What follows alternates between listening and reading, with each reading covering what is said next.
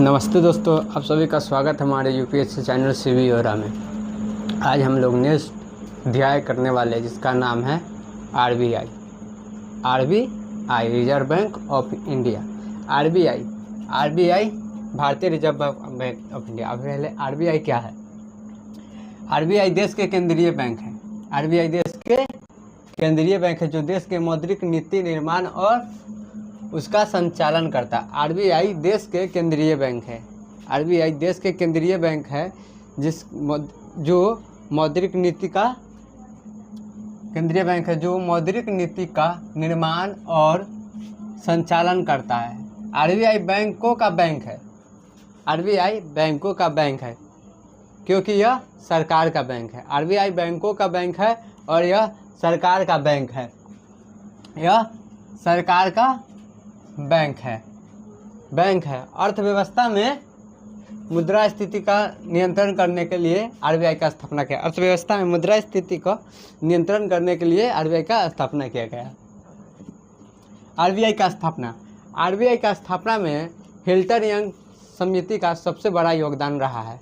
RBI का स्थापना में हिल्टन यंग समिति का सबसे बड़ा योगदान रहा है जिसका स्थापना 1926 में हुआ था। हिल्टन यंग समिति का स्थापना 1926 में हुआ था और हिल्टन यंग के ही समिति के सिफारिश पर ही आरबीआई अधिनियम 1934 का पारित किया गया था। आरबीआई अधिनियम 1934 हिल्टन यंग के ही समिति पर पारित किया गया था। देखते हैं आरबीआई का स्थापना में सबसे महत्वपूर्ण समिति हिल्टन यंग समिति जो 1926 में स्थापित किया गया। समिति के सिफारिश पर आरबीआई अधिनियम 1934 को पारित किया गया। आरबीआई समिति के सिफारिश पर कौन सा समिति? हिल्टन यंग समिति के सिफारिश पर आरबीआई अधिनियम 1934 को पारित किया गया। Doctor B R Ambedkar RBI के स्थापना में एक बड़ा योगदान रहा है। डॉक्टर बी आर अम्बेडकर का आप लोग कहिएगा कैसे? Doctor B R Ambedkar economics के भी अच्छे जानकार थे, इसलिए उनका योगदान बड़ा रहा है, बहुत बड़ा योगदान रहा है। आरबीआई का स्थापना में डॉक्टर बी आर अम्बेडकर का स्थापना में बड़ा योगदान रहा है। इस अधिनियम के तहत किस अधिनियम? आरबीआई अधिनियम 1934 के तहत 1 अप्रैल 1935 को आरबीआई का स्थापना किया गया। 1 अप्रैल 1935 को आरबीआई का स्थापना कहाँ किया गया? कोलकाता में स्थापित किया गया और वहाँ 2 साल तक रहा कोलकाता में, उसके बाद स्थानांतरित किया गया। 1 जनवरी 1949 को इसका राष्ट्रीयकरण किया गया। 1 जनवरी 1949 को इसका राष्ट्रीयकरण किया गया। राष्ट्रीयकरण क्या है? राष्ट्रीयकरण क्या है?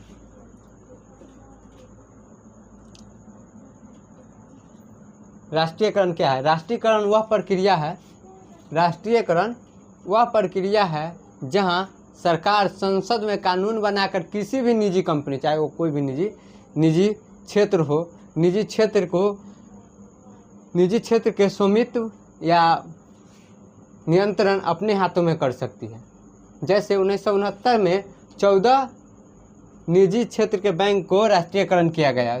14 निजी क्षेत्र के बैंक का राष्ट्रीयकरण किया गया और सरकार अपने हाथ में उसका स्वामित्व ले लिया।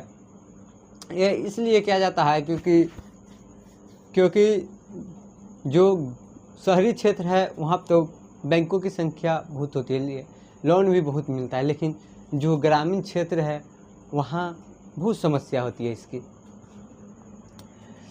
राष्ट्रीयकरण वह प्रक्रिया है जहाँ सरकार संसद में कानून पारित करके निजी क्षेत्र की स्वामित्व नियंत्रण हाथों में ले लेता है। जैसे 1969 में 14 निजी क्षेत्रों किया गया।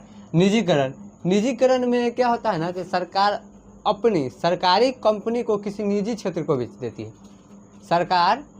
सरकारी कंपनी जिसे निजी क्षेत्र को बेच देती है, जैसे कि एयर इंडिया के हाल ही में एयर इंडिया को बेचा गया है टाटा के हाथ, टाटा समूह के हाथों बेच दिया गया है एयर इंडिया। तो कहता है निजीकरण वह प्रक्रिया है जहां सरकार अपनी कंपनी सरकारी अपनी कंपनी या सरकारी उपकरण दोनों एक ही होता है को निजी क्षेत्र में विक्रय कर देती है।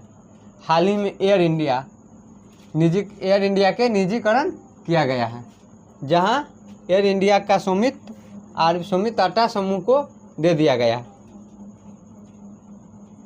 टाटा समूह को दे दिया गया है, टाटा समूह को दे दिया गया है।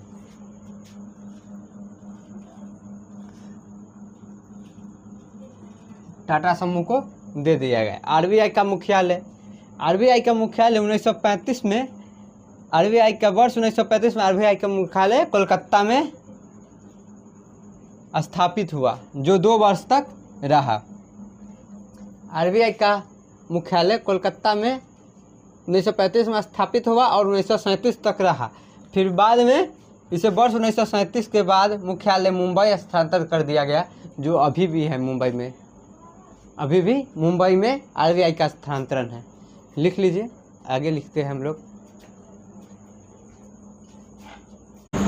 आगे हम लोग पढ़ते हैं RBI governor. RBI governor, RBI में सबसे बड़ा पद आरबीआई गवर्नर का होता है, सबसे सर्वोच्च पद आरबीआई गवर्नर का होता है। इसके बाद 4 और डिप्टी गवर्नर थे जिसके अंडर में काम करते हैं, इसके अंडर में 4 डिप्टी गवर्नर काम करते हैं।